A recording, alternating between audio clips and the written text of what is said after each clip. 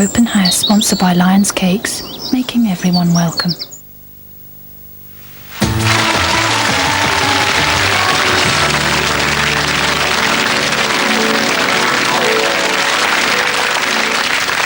Well, welcome back. Now, our next guest is an artist who lives by the motto, junk is a terrible thing to waste, mainly because he's applied his talents to rescuing trash TVs and zapped videos and turning them into these amazing, as he calls them, futuristic artifacts. Please welcome artist Visionaries. Welcome to the show, Vince. Thank you, thank you. It is fantastic looking stuff, in a strange way, because it looks like it's something out of science fiction, but it all works. Now, Yes. Artists and scientists were normally poles apart, so what are you? Both. I knew you were going to say that. You came from the science background. Yes. So when did you decide to create art? Well, I was doing a skydiving event, and was thinking about some project I was going to do with my son. And I thought, oh, wait a minute, I've been using these circuit boards. And when one looks at a circuit board from a distance, it appears to be little cities from a distance. So if you were jumping for, say, 2,000 feet in the air, jumping down, these would be cities, streets, buildings. Yeah, I can see that. So I thought, oh, wait a minute, I can apply that to some of the HO train set models that I was putting together for my son. So that inspired you to sort of do some creative work? Yeah, so adding bits and pieces here and there, it added up from beginning to this to what you see here. Okay, now what have we got here? Well, this is a functional television. It's made from a TV that was, part of it was not working, so I engineered some of it to get a functional set. And it has, everything is protected, so it's totally electrically safe. Because I was going to say, it looks a bit Heath Robinson-ish. Yes, but this is a working TV and not fully in any functional danger. TV, yes. Okay, so where are the bits and pieces? How do you tune it? How do you switch it on? Well, there are on and off switches here. Okay. I don't know if the signal will come through in the studio here or not. Okay, well, we'll leave that for the meantime. It does function. The standard switches that you'd use for turning any TV on are there. It's also cable ready, so you can use it with cable. Okay, now how do you stick it all together?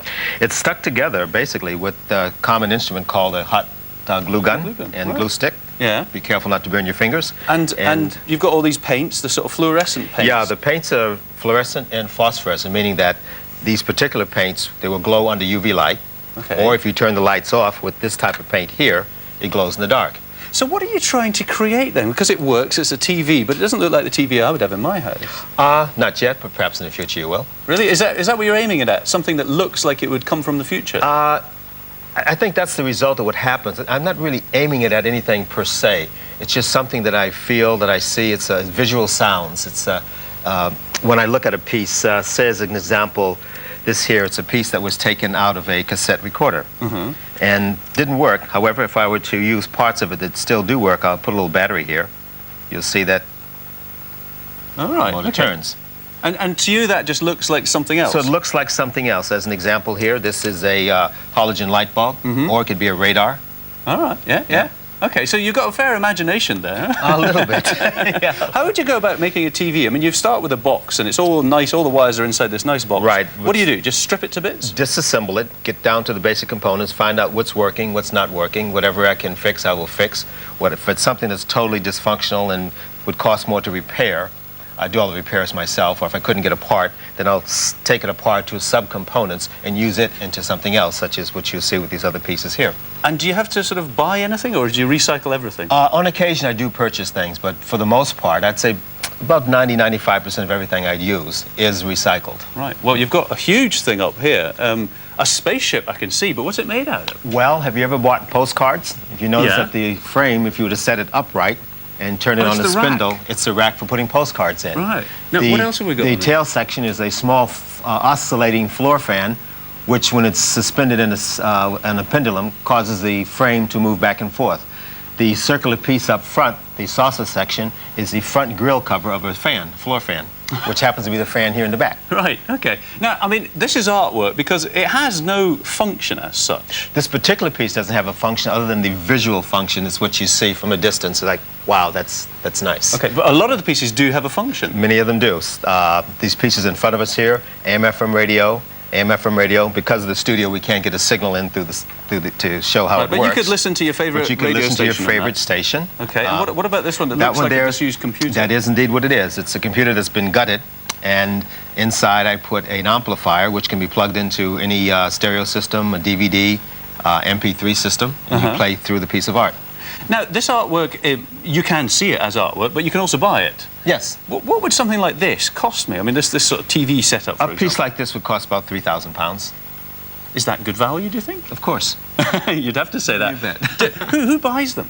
Well, I've had sales from various people, such as before he passed away, Gene Roddenberry. Okay, Star Trek fame, yeah, of Star course. Trek, various other celebrities. I choose not to name drop, but quite a few celebrities have purchased my work. Now, where do you find most of your stuff? Because, I mean, this sort of stuff we throw out all the time. Are you in and out of skips looking for stuff? Yes, in fact, I was looking through your skip when I came into the studio. Oh, you see, we can't stop you. And if I have a chance, I'd like to go through your tech room and see what bits and pieces you have there. Well, that sounds like a good idea. Yeah. And you can maybe make something for us. You bet. I'll hold you to that. Okay, you the got one a that deal. I'm really... Well, no, I haven't quite finished with you yet, got a Vince, deal. because the one that I'm interested in here is this mannequin. Yes. It's kind of like an android. Yeah, it is. It's bits and pieces of several mannequins that had been fallen over, broken, and thrown away, so I took them back. The center part there, the breast area, those are downspouts from a toilet. All right. You'll see various chemical glass works from laboratories, an old blowtorch, LEDs that are taken out of old radio systems. The piece that's turning in the center like a heart, that's a motor from a VCR. So you've got a right old mixture of things. Yeah. Now, kids must love this sort of thing, because yes, things that move and are interactive, I mean, it's just ideal. Do you work with kids? Yes, I do. I do a lot of workshops with children. We just did one, the World Peace Day, a couple of weeks ago, where we had, with the United Nations, brought children in and took junk and rubbish and showed them how to recycle it into these futuristic artifacts. And it's amazing to see how children work. They have imaginations as we used to have when we were children. Yeah. I think I still do. I think you probably still do, yeah. But if anyone at home were to try this, do not use this type of glue gun. You use the miniature low-melt glue guns for children. Okay, so they're not so hot. Yes, it's low temperature. This is a professional one. Right. And I guess the other thing is, I mean, this is electronic equipment. It's got a 240-volt power supply. So that's the wonderful... You do have to be very careful with it. Yes, you do. Anyone doing this at home, obviously, unless they really know what they're doing, all the motors that you find inside of a VCR, a tape recorder, are low voltage. Okay. So if you work with your children, disconnect or cut off the mains power cord. The motors that one finds inside will work off of 6-volt, 9-volt batteries. So you can do that safely. Right. Even though the rest doesn't work, the subcomponents are quite usable. Okay. And quite safe. Now, the other things that are lying around the studio here, sort of adorning the place, are some really just artwork on canvases. Now, why have you changed it from sort of things that have a function to something that's just to look at? Ironically, I didn't. I started out painting as a painter. And then when I started doing the 3D works, I added the combination of two. You'll see some, such as this piece here, that's a shoe, that from a skip that I found, is turned into a spaceship. Okay. So it's putting both together, 2D and 3D together. Some of them, like the one over there, that's a 3D piece.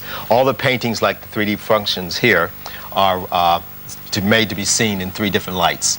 Complete darkness, they glow in the dark, the UV light, and the ambient white light. And they look different in and different they look lights. different each one. And where can we see things like this? Well, currently I'm exhibiting it in a place called Stables Market, the Millennium Gallery, in Chalk Farm Road in Camden. And you reckon you can knock something up for us from our skips and our technical department? You bet. In about 3/4 of an hour, perhaps? You got it. Okay, that's a challenge. Thanks very much. Ladies and gentlemen, Vince.